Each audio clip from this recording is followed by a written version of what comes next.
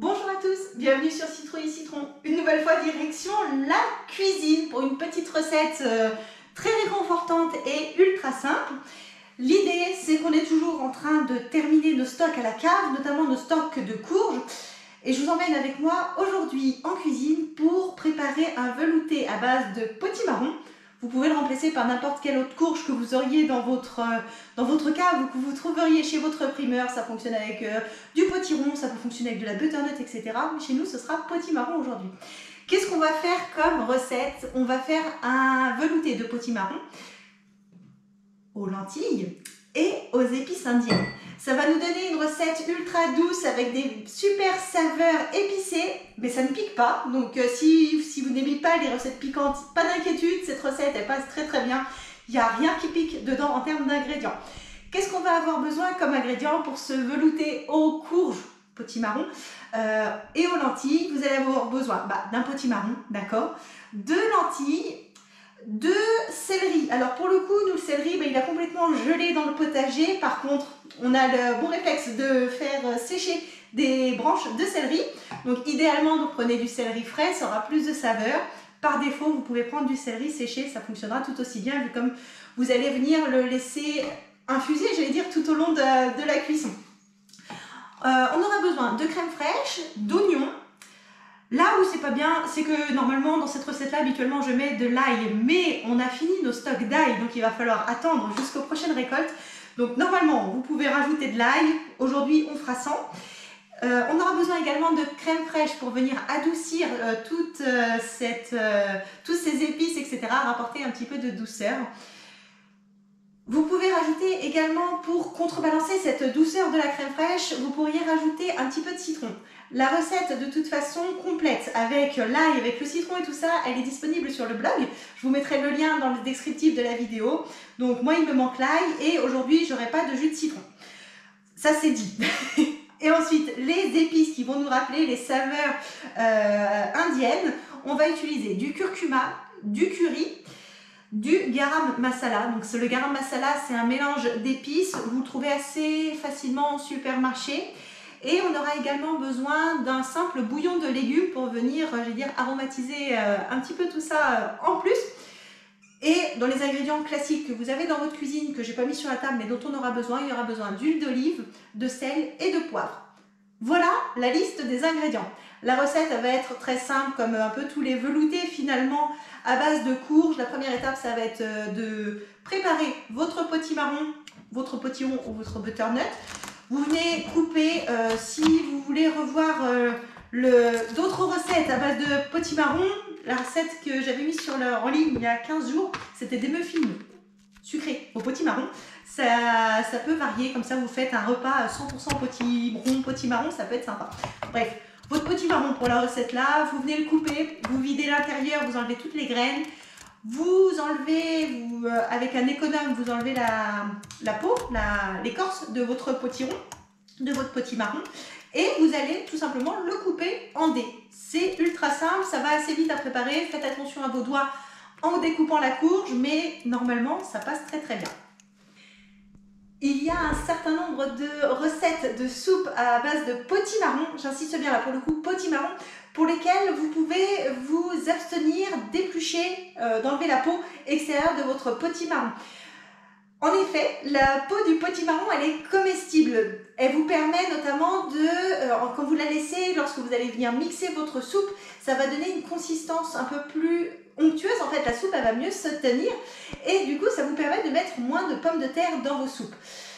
Ça, c'est que pour le potimarron. Si vous êtes sur de la citrouille ou du potiron, la peau, elle est beaucoup trop épaisse. Elle va être trop dure, trop filandreuse, donc il faut absolument l'enlever. Pour la recette d'aujourd'hui, je vous incite fortement à enlever la peau de votre potimarron, tout simplement parce que cette consistance onctueuse de velouté, elle va être obtenue grâce aux lentilles qui vont venir un petit peu faire un effet purée, si vous voulez une analogie. Le truc, c'est que donc si vous allez laisser, si vous tentez de laisser la peau de votre potimarron et que vous mixez, vous risquez pour le coup d'avoir une véritable purée. Alors le résultat sera très bon, ça, il n'y a pas de souci parce que les ingrédients sont les mêmes, donc je vous garantis que ce sera très bon. En revanche, la consistance, ce ne sera pas une consistance de velouté. Il faudra que vous rajoutiez pas mal d'eau, donc ça va diluer les saveurs. Donc je vous invite pour cette recette-là à ne pas faire les feignants et à laisser la peau de votre potimarron. Deuxième étape dans la préparation des légumes, ça va être, j'en mets un petit peu partout, ça va être d'éplucher et d'émasser vos gousses d'ail et vos oignons. Donc on enlève la peau, on émince, je veux dire pas forcément finement, hein, pour le coup ça va être mixé donc il n'y a pas de souci, vous émincez grossièrement, ça fera très bien le job. Une fois que vos légumes sont prêts, on va préparer le mélange d'épices. Quand je dis préparer le mélange d'épices, c'est-à-dire mesurer toutes les épices sèches, donc le garam masala, le curcuma, le curry et votre bouillon de légumes. Vous mélangez tout dans un petit bol et on va aller les torréfier. Pourquoi est-ce qu'on les mélange toutes dans un petit bol plutôt que de rajouter dans un premier temps dans la poêle, on va venir les faire torréfier, mettre d'abord le curry, puis ensuite le garam, puis ensuite le curcuma. J'étais en train de chercher la dernière qui me manquait. C'est qu'en fait les épices quand on les torréfie c'est vraiment que quelques secondes sinon ça va cramer.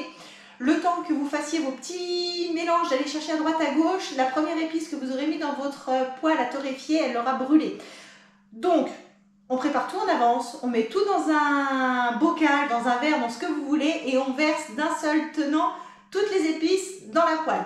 La torréfaction des épices, à quoi ça sert? Ça va venir exacerber les saveurs. Donc à chaque fois que vous utilisez des épices, je vous invite fortement à les torréfier quelques secondes. Il y a juste 15-20 secondes, ça suffit pour revenir libérer toutes les saveurs qui sont enfermées dans ces épices.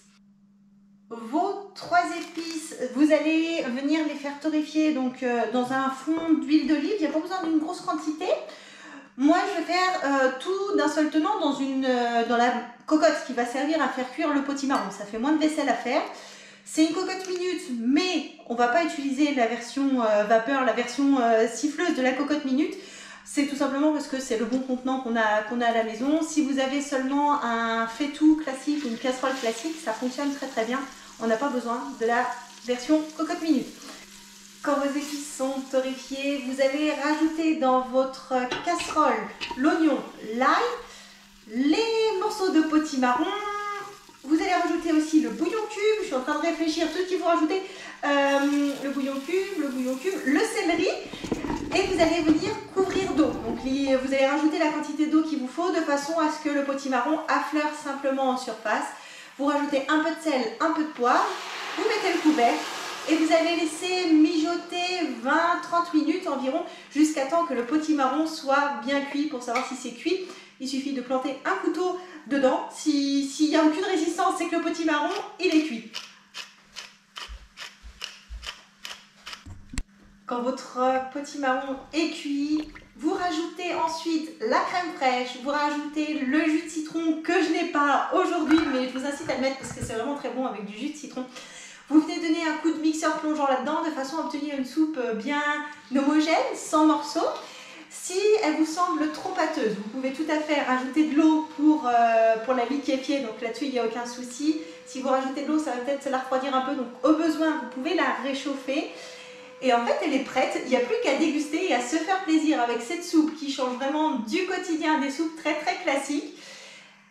Nous, on aime bien, ça permet de changer toutes les saveurs de soupe traditionnelle au potimarron, donc toutes ces épices indiennes viennent rehausser un peu le goût. J'espère que cette recette vous donnera envie de vous lancer dans la préparation de ce délicieux velouté. Comme d'habitude, si la vidéo elle vous a plu, pensez à la liker, vous pouvez la partager à vos amis, à vos proches, etc. pour les inspirer, ce sera avec très très grand plaisir. Et si vous n'êtes pas déjà abonné à la chaîne, je vous invite à vous abonner à la chaîne, à cliquer sur la petite cloche pour être averti de la prochaine vidéo. Et moi, je vous dis à très bientôt sur Citrouille et Citron.